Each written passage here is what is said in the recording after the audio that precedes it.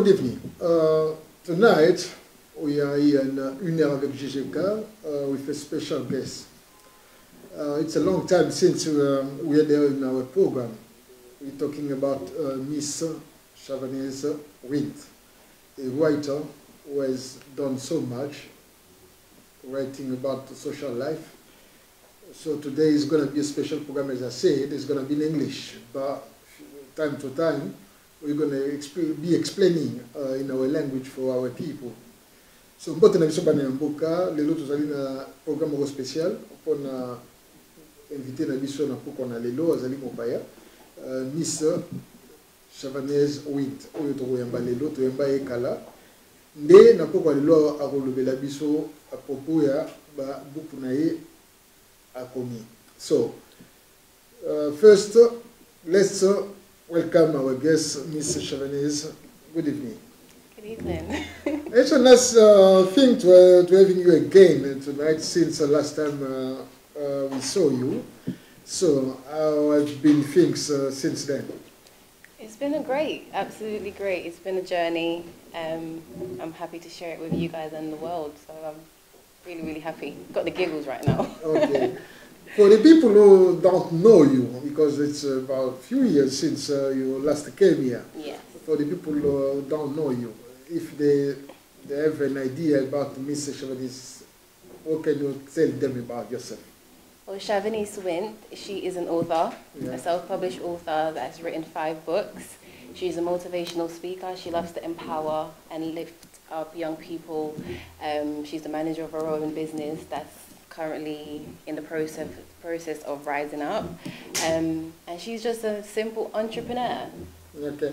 So you said it's the 5th book, but if we can go back to the first one, the second and third and the 4th, what can you tell us about the books you wrote before?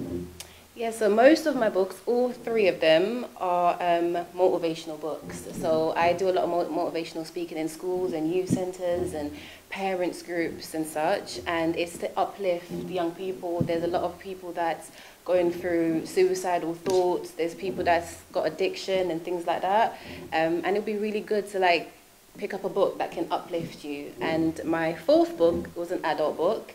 It also is motivational stuff, but that's for adults, over 21s as well. My 5th book is my first novel that I've ever written. It's not motivational words, it's about a real life story. So they're quite different in all aspects.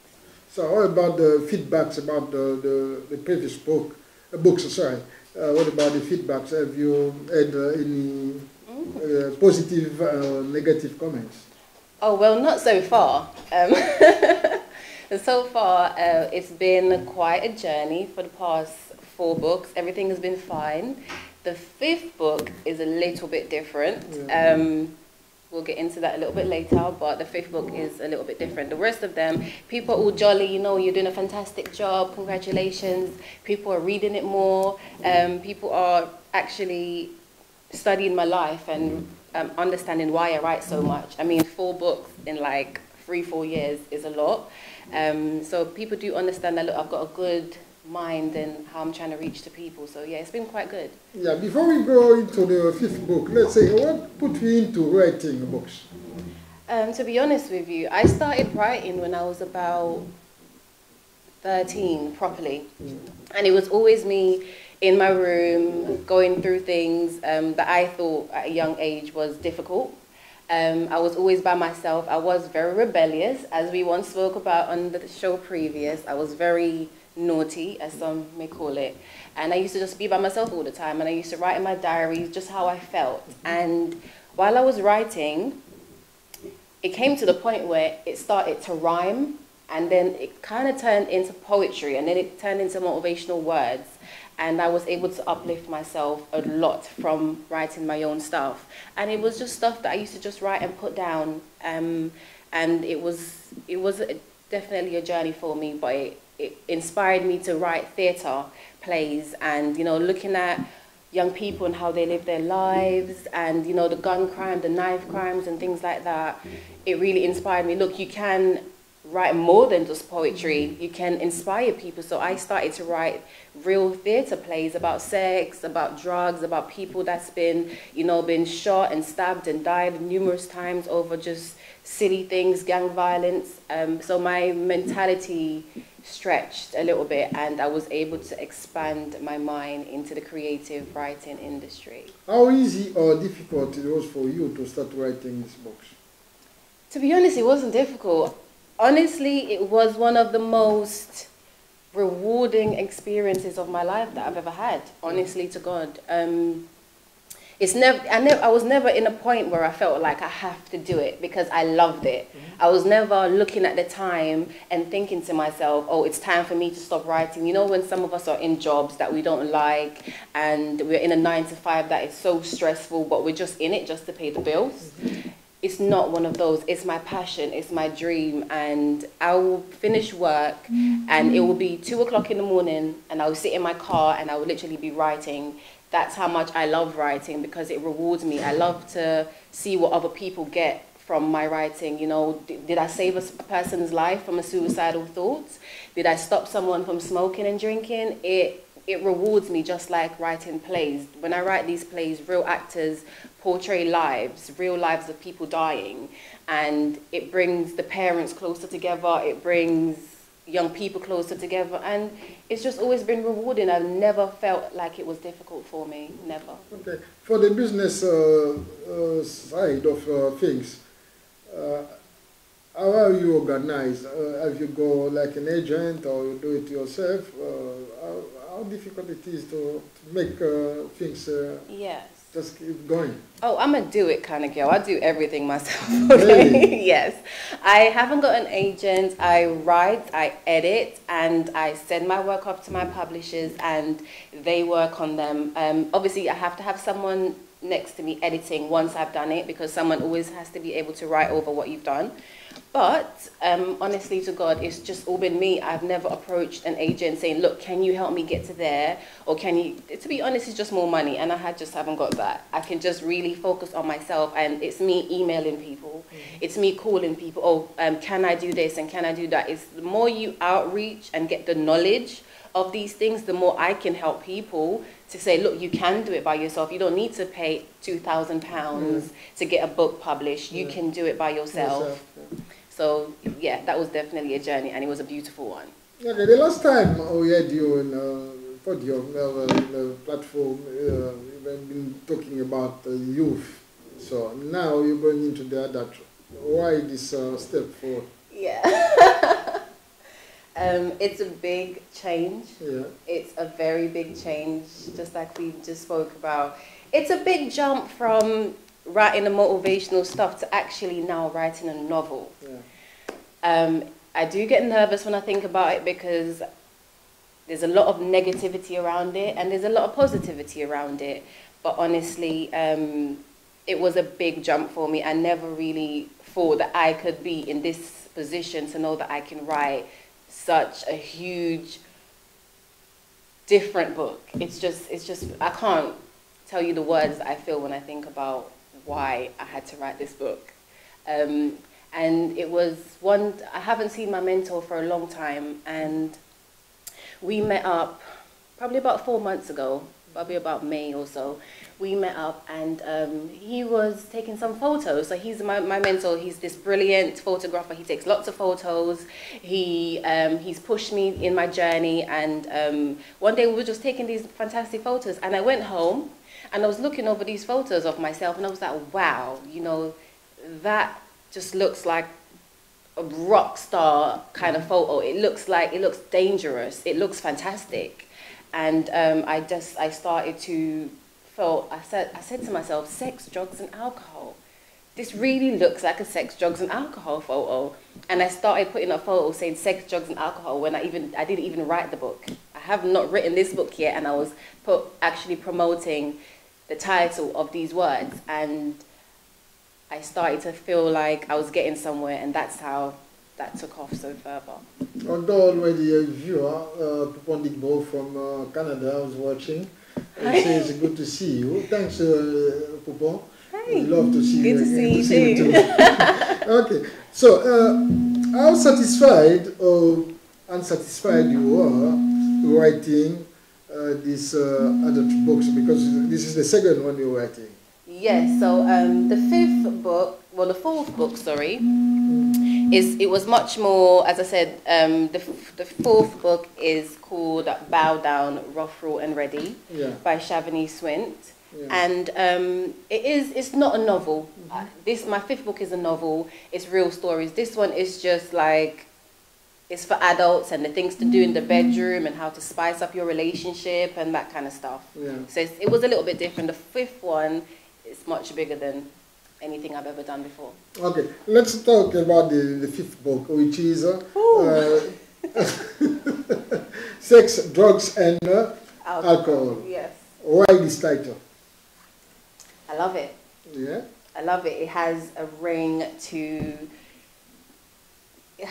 everything that I had to portray in this book. The vision behind everything that I was doing. I just loved it, and I just felt like that was going to be appropriate. When I'm always picking my titles to my books, I always try to vision what it will be like to be in it myself, and how can I push this further, and how can I make this title great. I like to have great titles. When you're creative, things come to you just like that. It's like a songwriter or a rapper or a singer. When you're doing something you love, it comes and it's like, okay, how can I work to make this better? And I didn't come up with 1, 2, 3, 4, 5 titles. This came to me within a photo. Okay, just before we go further, just a question, maybe you might do something. Have you been quite scared or maybe a bit hesitant saying that they're gonna treat me like a pervert? Wait, or me? They'll treat me like a pervert? Yeah, but they probably will. Yeah. They probably will, but I try not to look at the negative side of stuff. I try to always be positive, and everything that I do, I know that it's always going to get some backlash. Even if you do good in life, people will still come at you. So you might as well live your dreams, do what you got to do, and keep it moving, to be honest with you. I'm just, at this point, I'm more sick and tired of people trying to bring other people down when they're not doing anything in their lives. So to be honest, negative thoughts and comments, it doesn't apply to me. Okay, let's go into the book. Sex, Drugs and Alcohol. What is it about already? What did you write inside? If you can explain a few minutes for yourself to explain the book. Of course. Okay, so Sex, Drugs and Alcohol is all about, brilliant image, it's all about real life stories. So I had to interview people, so friends, family, people that I knew nothing about, people that I'd mention the title of the book, and they just picked up on it, and it was like, I've got a story for you. I think this will be interesting. And I will sit down and I'll interview some people, and to be honest with you, certain things that when I was interviewing them, certain people, their stories was quite graphic. It was too much for me. I had to take a couple breaks in between. You know, I was like, you know what, maybe I'm not supposed to be here doing this right now. And some of the books did give me a bit of, that's a bit spicy. You've got a little bit of seasoning on there. Let me do that one. So I did interview people, and I did find out that people go through things. Not because I don't approve of their lives, it doesn't mean that they're not allowed to live their lives. So the stories got together. I try not to edit too much of the stories. I try to keep it as true as possible. And it came together, and I was interviewing people after people 4 o'clock, 5 o'clock in the morning, 3 o'clock in the morning. And it got to a point where the book developed into such a big thing that people was picking up on it. And it was an exciting journey for me. I lacked so much sleep. I was tired as hell. There was days that I just couldn't be bothered to get up and do things, but you know what? It all came together, and I'm proud of that. Yeah, in our actual social life, there is too much drugs, there is too much alcohol, there is too much sex, because alcohol, drugs come with absolutely sex. So in doing so, is it a fight against the things coming into our lives, or it's just a taste of writing because you enjoy it? Yeah. Both. Yeah. I'll say both because I enjoy the stories. You know, when you hear sex, drugs and alcohol, it turns a person on. It makes you are intrigued by what's going on. You see a celebrity, okay, and you see how the way they dress and the way they speak and the way they do things. People are sexually attracted to that person, no matter how they look, but it's just the way that they're dressing. Again, I'll address the fact that you said, yes, drugs is a way of, it defeats people, it kills people. You know, it's not, what this book is not trying to portray is the use of drugs. It's not trying to tell you that drugs is okay. It's not trying to tell you that you should go and apply, go on holiday and do all of these things. It's portraying the way people live their lives. The fact that they don't want to get into that situation again.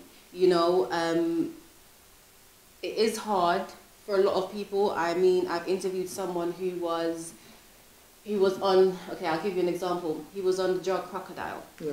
We spoke about earlier. What's that, Crocodile? Crocodile. Okay, so Crocodile, Crocodile is a very heavy drug. It's worse than heroin. Really? It's worse than crack. It's worse than cannabis. Yeah. It's mixed up with so many different things. Even petrol, some people will put in it. Bleach, some people will put in it. Really? Yeah. So that they can have that 110% effect just flowing through their veins, flowing through their bloods, all for a couple of minutes high. And this drug will literally make you look like a crocodile. It will tear your skin away. Your skin will literally deteriorate. And to be honest with you, Crocodile gives you a maximum. Once you start doing it a lot, probably about 2 to 3 years to live, if that. But it's such a drug, it's so amazing to these people. They feel like it's okay, I'm addicted, there's nothing I can do about it. There's people, their legs are rotting off, their arms are rotting off, their body, their flesh. Have you seen a dead corpse, like literally rotting away? You can't even open a casket. That's how they look. So, when writing a book, like, such as this one, so you are advising people, mostly youngsters, not to go into this channel of things. Oh, absolutely. Okay. Aren't you afraid of the dealers or the organizations coming back to you, saying that you're fighting the networks? Why would it come back to me? Well, because you're such a person advising youngsters, because mostly the network, they target the youngsters before they go to the adults. So if you telling people not to go into drugs, not to go into alcohol, there's these multi-businesses which sell things such as drugs, such as alcohol. They might target you, to eliminate you. You're not afraid of that? Afraid? Yeah. I'm black, please. I'm not afraid of nothing. honestly to God. I've been doing this for a long time. I've been in and out of schools. I've been in and out of youth centers. I've been in and out of parents groups. Nothing scares me, okay? I've been through homelessness where I've seen people got shot and killed off the streets. Like, that's died over stupid little things. My strength has grown over the years. I'm not a child. I'm trying to save lives. How can I be afraid of someone or anyone when I'm trying to save lives? I need to be fearless. I need to be able to stand up for people that cannot stand up for themselves.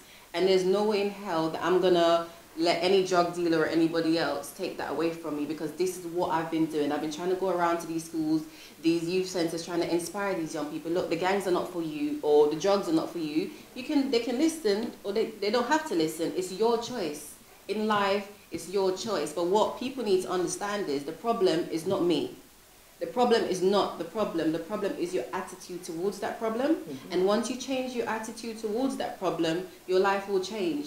But again, they will still attack me for trying to change the world. Look at many black people out there. Look at many people out there that's actually trying to better this world. I'm just a small person in this big and cruel world, just waiting to excel. So whether or not they agree with what I'm doing, I'm still going to be saving lives. Okay. So, mostly we make programs for our community, the Congolese community, and sometimes for the French speakers. You're not Congolese. No. Yeah. Okay. What's your involvement, or what can you add in our community by writing your books? Well, as I said, most of my books are for young people. So I am trying to get through to not just the Jamaican community. I'm going to the whites, I'm going to the Africans, the Nigerians, everybody that I'm going through. I want to touch them with what I'm doing. I've got a gift. That's what I personally think. And whether some people disagree with me, they can. I've got a gift. And certain times when God gives you a gift, you have to be able to spread that gift and let people know, look, this is me. So whatever community it is, I don't care what color you are. You could be a pig, a cat, a dog, pink, purple, whatever you are. I'm still trying to touch everybody, because every community, we all need to stand as one and help each other up. So yes, it can be for the Congolese, it can be for the Jamaican, it can be for the whites. I want everyone to stand together and be able to inspire each other and go through these journeys together and let people know you can do it. Okay. I know for sure that you're involved in the Congolese community, even though we're not going to talk about the they call it the Kivu Defense League, but we're not going to talk about that. Hello to Chairman Omai. Okay, but since you're involved in our community in her, have you tried to organize something like a session to motivate the young Congolese girls or boys who are trying to go over the top, if you can say that? Have you tried to do such a thing? Or if you haven't done that until now, are you planning to do so in the future? Absolutely. So January is going to be my motivational tour. It's going to kick off in January. And as you said, we're talking about the community. I'm trying to get through to a lot of people. So as I said, going into schools, youth centers and different things like that, I want to connect with people. This is why I am networking. I'm coming on the shows. I'm appearing in newspapers. I'm doing a lot of networking to reach out to the community. So if you have young people out there that's doing what they're not supposed to be doing, I want to create a session. I want to be able to bring people together. I want to come into your community only if you can accept me, which will be amazing. We have already, because you're here. Yes. There is a big problem in our community, apart from the drugs, the alcohol, the sex, everything, but there is this neuf culture in our community. Every year we lose so many youngs. Because of neuf culture. Yes. We got the community which is organized through the umbrella of the CCUK, the Congolese community in the United Kingdom. Would you mind, or would you be able to meet with the officials so you can have all the information to write a book about neuf culture in the Congolese community? Absolutely. That will be an amazing privilege to be able to do something like that. I'm reaching out, and if I'm reaching out, please grab my hand, please grab it tightly, because this is what I'm here for. As I said, I've got a gift, and if I can lend a hand in any way, in any community, I'll do 110%. There's no doubt about that. So, about the book, when is gonna be the book out? So yes, Sex, Drugs and Alcohol will be out in September, about the ending of September. Yes. This year.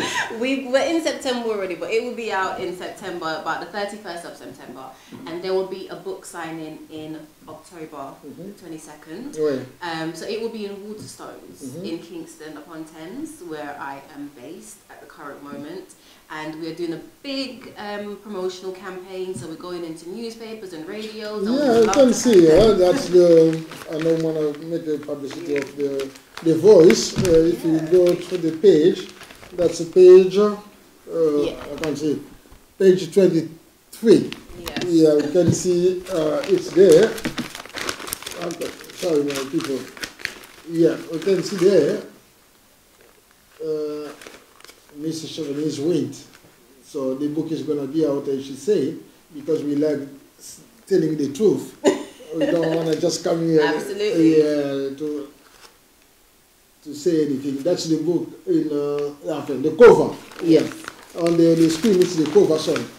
The screen is the cover, and here is the ad about the coming. Okay.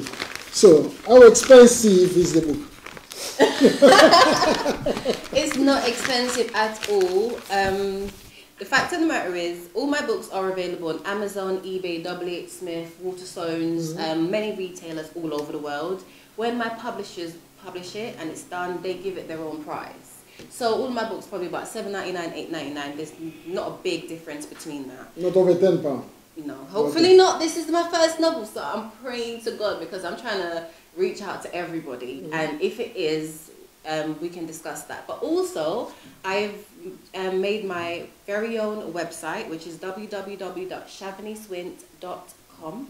And you can purchase all of my books there. You can also have discounts, learn about motivational weekly words and pictures and everything that I've been up to. So please get in touch. If you do want a book and you do want some discounts, shout me out at www.chavanesewint.com and I can send you a book, a signed book. We got like an habit of going into our shops. Have you thought about just putting few books in our different shops, the Congolese shops, so people can purchase them over the shops? Absolutely. I would absolutely agree to that. The thing is, with this book, when someone sees the image, which I know we're going to get around to, the image, I know that's going to bring a lot of people in, so I'm trying to make sure that it goes into the right community at the right time.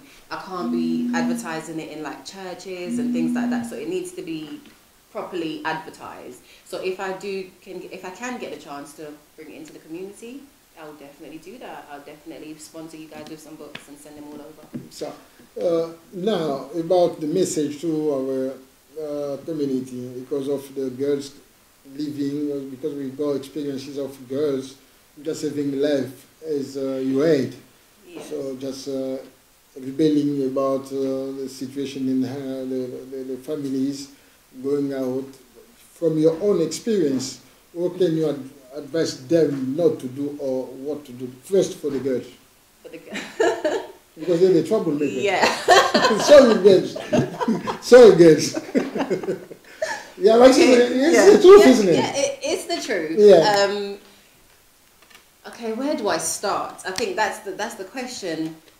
About family life, being a girl in the family, what can you do or can't you do? Yeah, absolutely. For me, it was difficult because I wanted to do what I wanted to do and no one was going to tell me any different. Yeah, there are limits as long as you live in the parents' place. I was living with my parents. I lived with my stepmom, who was a brilliant mom. She did the absolute best for me and my brothers and sisters, but because she was my stepmom, I didn't see it that way. My dad... Like her. No. Jealous not at the time. Jealous of her because of your dad. No, not like that. It was the point of where, not that I wasn't getting enough attention, because my dad worked his arse off for all of us. He made sure that we got whatever we needed. She was the one that was around us all the time, and I felt like she was just too strict. This is only from my point. I felt like she was too strict. She was too much. Maybe she was picking on me in a way. At the time, I didn't see that. The only thing she wanted was the best for me. She didn't want what she had going on that I had to go through. She wanted a better life for me. And that's why if a woman can pick up another man's child and take care of that child and have respect for that man, and the child don't see it, there's not much you can do. I've had nights where she would cry, you know, because she felt like, what the hell, why is she doing this? But she still stuck to that. And they've been through together probably a year after I was born. So at the time when you're growing up, your parents are telling you these things, girls. When they're telling you these things, you're not realizing that, look, they don't want you to go in the streets and get pregnant. They don't want you to go in the streets and let men use you. They want you to have experiences, know how to cook, know how to clean, know how to be in the house at a certain time. But we as young people, we don't see it like that. We want to party, we want to drink, we want to smoke, and not realizing that our parents is only shielding us and protecting us. And I'm just going to tell you this now, there's nothing in that world that you need to be chasing other than your dreams. Staying in school, making sure that you listen to what is being said to you, because if you don't, you're going to end up either being a drug dealer, either dying, either getting raped or stabbed, or being in a situation that you don't want to be in. And as I said, I didn't see that. I ran away when I was 17 years old. I started my company about 15. My dad was supporting me. Everything was great. I ran away. I was a rebel from like 13, but I kept it in a little bit. Once I was 17, I ran away. And at that time, I didn't have any, I had an immigration problem. So I was back and forward into houses after houses, sleeping on floors, then going to a swimming pool, having a shower in the swimming pool, then going to college. Then after college, I would go to my company and teach my company because I wanted a life outside of my parents' house. I started smoking cannabis. I started drinking heavily because I wanted that life. And that's what they were trying to protect me from. And I would sit in that, I would sleep in the back of a car months after months. And I would wake up and I would say, why would I put myself into this? You realize why they're trying to protect you. And when I turned 18, 19, I said, my only thing I really wanted was to make my dad proud. Every time I started my business or do something, I wanted my dad to say, I love you. You're making me proud. And when I hear those words, it made me cry because I've worked for that. The other day I went to see my dad now and he's just like, I'm so proud of you. Maybe you should do this. And I would listen. I find me and him would argue all the time. But once it's my career and he's trying to know the best for me, I would sit down and listen because I'm an adult now. So for the young people that's fighting to go out into these streets and hang around with these groups because they're popular, or because, you know, they're selling the best drugs, or because they have the best shoes on, because, you know, they're doing things in your eyes that's amazing. You can be better than what they're doing for you right now. Your parents are trying to protect you, so all you have to do is just wait. You 13, 14, 15-year-olds, 16-year-olds are ready to rush to be something that you're not when you can be living your dream. So my advice to every young girl out there, just take your time, live a young person's life. Like nowadays, the world ain't like it used to. As soon as you step out there and someone's kidnapping you or raping you and doing things. So let your parents protect you. Let them be protective, because when you reach 30 and them ages, they're not going to be running after you anymore. Are you gonna wish that you had them around you? I see my dad now, and I had to just hug him and kiss him because I love him so much. For he does regret. He regret letting me go. I know that much. I know that he regret letting me go out into the big world to face it by myself. But it was a good decision because now you realize. I've learned. But I want him to know that I love him no matter what, and that situation has made me stronger, and I was able to build a career. I'm able to write 4 books. I'm able to go into places to inspire people. Like, look, I had times where I was suicidal. I wanted to die. I would write death all over my hands because I do not want to be in this situation. Why did I have to leave home? So do not put yourself in harm's way and you feel like, you know what, I need to go out there. You don't. Okay. Take your time. Okay, about the boys who like to hang with the gangs, who mostly attract girls, influence girls, you know, to go out and then to rebel to their families. So what can you advise them? Boys, to be honest with you, anything that I'll say to a boy, they probably won't listen, because if I'm talking to a man, they will listen. There's a difference between a boy and a man. Your mentality needs to change, full stop. If you're a boy, you're going to want to party again, just like the girls, be nicely dressed so that you can pick up these girls. But what happens? You're going to have 5, 6 kids with 5 different women that you have to take care of, that you don't even care about. That's all the life's going to lead you to. And plus, it's going to lead you to hanging around with the wrong company, getting stabbed, getting shot. And then your parents has to sit there and cry and say, you know what happened to my son? This is what I hate, because parents, we think like, you know, our kids are the best. They're at home. Of course they're the best. They know that they're going to get a slap in the face if they carry on doing what they're doing. Full stop. When they're outside of home, what do? They sell drugs. The parents don't see that. The parents don't see them fighting or carrying a knife. The parents don't see them carrying guns, do they? They don't. They're perfect in their moms and dads' houses. But when they're outside, it's a different thing. And parents, you just have to be stronger. Always be there for your kids. Keep on talking to them. Keep on motivating them. I will never blame the parents, because the parents do try their best. It's a little boy's mind. It's a boy's mind to get into what they're doing. A man's mind, I'm going to make my money. I'm going to go to college. I'm going to go to university. I want a better life. That's it. But in that moment, when they want a nice shoes, they sell drugs. Okay. So, talking about sex, now we got a new generation coming up with girls. Yes. If they have to be careful, sorry, to be careful about sex, because there are too many diseases out there. What can they do to avoid, like, so this exciting life, which they find so, I don't know what to say, so easy, yeah, to go into? Because we're talking about sex. Yes, you know what? For young people, as I said, when I was that age, I was gonna do whatever I wanted to do. Only advice I would say: protect yourself. It's easy to go out there and sleep with this person because this person said you're the most beautiful girl I've ever met. You look fantastic, or you look like this. Protect yourself, because at the end of the day, you're just going to get pregnant or catch diseases or be in a situation that you don't want to be in. And many of these young men, they don't want the kids. When the girls get pregnant, they say, I don't want it, have an abortion, and the girls still bring the child in and they blame the women. So please, if you're going to go out there and you prefer not to listen to advice, because anyone can give advice. You can give me advice, I can give you advice, but it's up to me if I want to listen to that advice and take it in. Protect yourself, or if not, wait.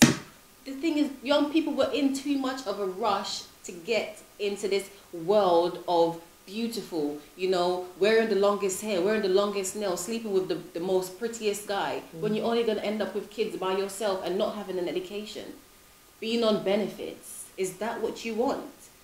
And that's the only way that you're going to get it. You're going to meet these guys, get pregnant, and you're going to end up on benefits. Either, you know, I don't know how to explain it. It is difficult, but this is the society we live in today. Okay. Thanks to our friend Keke Jansi, who's watching, is really liking this program. There's one question which is making the news. Maybe you haven't heard about that. It's some laws coming into effect in France. Yeah. Saying that they would like to, not they would like, they're going to be teaching sex life from nursery, primary school and secondary school, at least 3 times a year, I think. So it's going to be into effect in this September. What do you think about the new life, teaching kids about sex life? I mean, I don't know where to balance They're all out intimity, there. I say. Yeah. They're no secret. Yeah. Okay. What do you think about it? I don't know where to balance it out, to be honest with you. Did you say from nursery? Yes, from nursery. From nursery. Yeah. That is like my child going into school at nursery. Is a baby. You're a baby. Yeah. You have to balance it out a bit. Maybe I need to know what exactly they're teaching, because they can't go in depth. I can tell you, because we had a bit of a video. They're teaching kids about the intimity, the woman part, the man part, even though the ejaculation and things like that. Yeah, in the school. They're asking the kids what comes out of the man when one little boy said it was the urine, because he didn't know, but there was a girl who said there was sperm. I mean, no, we've got a video. I would love to see this video, because it's in French. I would love. I don't know if. I mean. Yeah, because you're writing about sex. Let's talk about it. I mean, okay. Honest answer. It's a lot to swallow. I feel like I'm eating some dumpling and some bananas and. You know, seriously, it's a bit hard to swallow to think about my child going into school at age, yeah, she's at 8. Nursery, and that being told. Again, I like to instill in my child, look, this is what happens, so she can be safe. I mean, 5, 6, 7-year-olds are getting kidnapped. They need to know what to do and what not to do, and what situations that they're in. But a nursery child, that can start from like any age, from like 6 months, or it can start from like 1 year old. Anyone can put their child into nursery to know that. Again, I can't argue with it. I'm going to be honest, I can't argue with it, because it will instill in their brains what the human body is about. It will instill in their brains, this is how you can get pregnant. This is what comes out of a human being. They will have a bit more understanding when they reach an older age. So again, I'm balancing it out. I can't argue with it. About the laws, because in the families, we're trying to protect the kids, the children. So we're telling them to be over 16, mostly 17, before starting any sexual life. So the lawmakers, they're trying to do that, even though they can arrest someone for raping, for, I don't know, what do you call it, pedophilia. Yeah. And now, the same lawmakers in France, they are approving this new law, teaching people how can the families and the society balance everything. This is what I'm saying. It's very hard to balance that out. For me, in my opinion, again, I'm trying to think like a parent. I'm trying to think of what the young people are going through. Sorry, you know, they do need to understand at a young age. But then again, is it too young? Is it too young? Because you as a parent, you're thinking, I'm waiting for my child to go into secondary school. Maybe that's the better time. But nursery is, I still can't believe it. I need to see what happened. What do you think? I want to hear what you think about about it. I want to hear what you think about it. I think it's nonsense. It's really a bad thing. You don't agree with No, it? I don't. So that's my opinion. I don't want to get into trouble with the law in France because I mostly travel there. I don't want to give my opinion. But I don't agree, because they're the ones saying that we need to protect the kids up to 16, 17, mostly in France it's 18. So now, bringing down this sexual life to the kids, it's so confusing. I can't understand that. So people are fighting it on the social media, everything. We hope that they're going to understand that. But what so they're fighting the law. They're trying to not make it happen. Yeah. They're fighting very hard, very hard. So now, Miss Chavanese, as you are, I see you so excited. You seem so excited about your book. Is it the title? Is it the content? Or is it the real life you have been into? I'm excited about everything to do with this book. I'm excited because it's crazy. I'm excited because it's fun. I'm excited because it's a brilliant read. And you don't want to put this book down. That's why I'm so excited about it. And that's why I'm going so hard at the promotion and letting people know about it.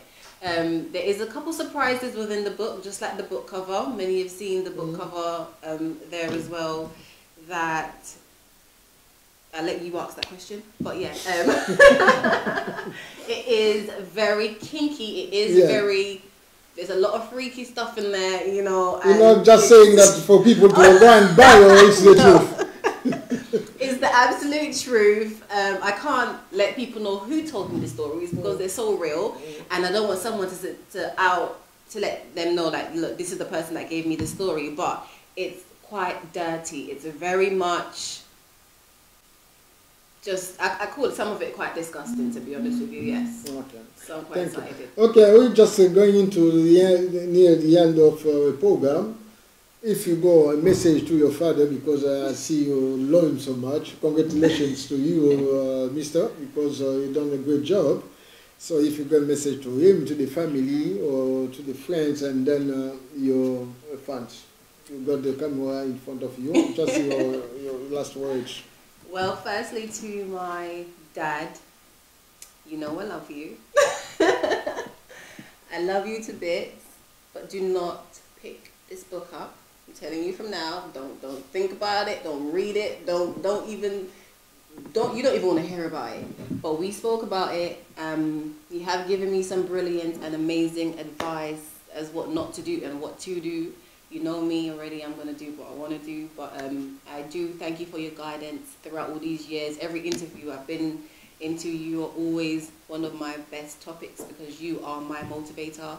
You always tell me to always be better than you, and that is what I'm trying to do, and I hope to the bottom of my heart that I've made you proud, because I love you to bits, and I just want you to know that I'm going hard for my family, for you, and everyone around me. And I know I've disappointed you in the past, but you know I love you now. To my fans as well, everyone that's always Snapchatting me, emailing me, WhatsApping me, Instagram. I've been posting all of these things, and I've had nothing but love from my real fans, and I just want to say thank you so much. You've given me an opportunity to make this happen. For the people who has also given me your stories, you know how disgusting y'all are, I still love you. And I just want to say thank you so much to just my family and friends in Jamaica as well. My mom, who has just been absolutely amazing, Shemaine, my cousin Marsha as well, just everyone, just for your guidance. Chanel in Jamaica, I love you so much, girl. Just thank you so much to everyone. Annalise and Calvin, you're my world. And just thank you for this journey. Bigger things to come. So tune in September 31st. The book will be out, and a book signing/book launch will be in October. We thank you so much, Mr. Chavanese. We'll do our best to put you in touch with community, so you can have a few information about the knife culture we have had since about 5-6 years, losing our kids, our youngsters, our adults as well, because sometimes it's going to the family. Every year we're losing young people, young Congolese, through this knife culture. Now I'll do my best to put you in touch with the coordinator, Kiskutub, and the secretary, Miss Kabwe, Mike, so you can have all the information, so you can do this. For our fans, thank you so much for watching us. Miss Chavanese azali moko, azali mopaya na biso, mais azali moko ya biso, azali na community na biso. I do remember that you're fighting for the raped and killed women in the DRC. I remember that. Yes. Yeah. Okay. So, Mama Chavanese azali moko abundaka pe pona basi na biso ba viola pe ba boma na RDC, mingi na East. Mais azali wana pona Congo, donc azali mopaya te pona biso, mais azali mopaya pona maloba na biso yango na tosali émission oyo na lingala. So bo soutenir ye supporter, buy her books, and the newcomer book, which is Sex, Drugs and Alcohol. There we go. That's the right title, isn't it? Yes. Okay. Bo zele yango le 31 septembre. Année où on a fin du mois, Bosomba yango. Lelo ezalaki programme spécial juste pour na rotala ndenge nini vie ya bato ezali pour na ba jeune na biso surtout na biso moko yango na tosali yango vraiment soki ozali maman ozali nini tia yango yoka yango na mwana ou bien mwana ya bisa solo ka anglais te expliquer comme ça bo solo la yango ezali une façon ya biso pour contribuer na communauté parce que expérience na ye yango na ezali expérience ya bande comme susu. Alors, pour les autres on a vraiment merci Mingina Popon, merci Digbo, merci Mingina Congo Synthèse, merci Mingina tous les cas, il veut qu'on voit sur 15 nab and the shop qui ont millennium na Irlande. Tout on dit bino boton dit tozonga wa pona ba émission na biso ya politique. Na ba mikoleza ko ya. Maintenant le mingi invité na biso lelo ezalaki guest na biso ezalaki Miss Chavanese. So que vous contacter ye à lobby bokende na website na e www.chavanesewint.com. Donc, bobeta yango bien, bobengi na Congo Synthèse, to commisser les messages parce que musala na yo senga pe azala quand même na distance na bande komingi pona ba dérangement ba biloko marque wana. Si just to say it for her to understand, if you want to contact her, just go to the website www.chavanesewint.com or call us. We're gonna put you in touch with Miss Chavanese because we don't want people to distract her for work of this. Merci mingi, bino bana yamboka, totondi bino botondi, JG Kaoriko, nde totondi, lisusu chairman o mari, mutatinde biso ye, nande kona biso mpaka oba. Bye bye. Thank you.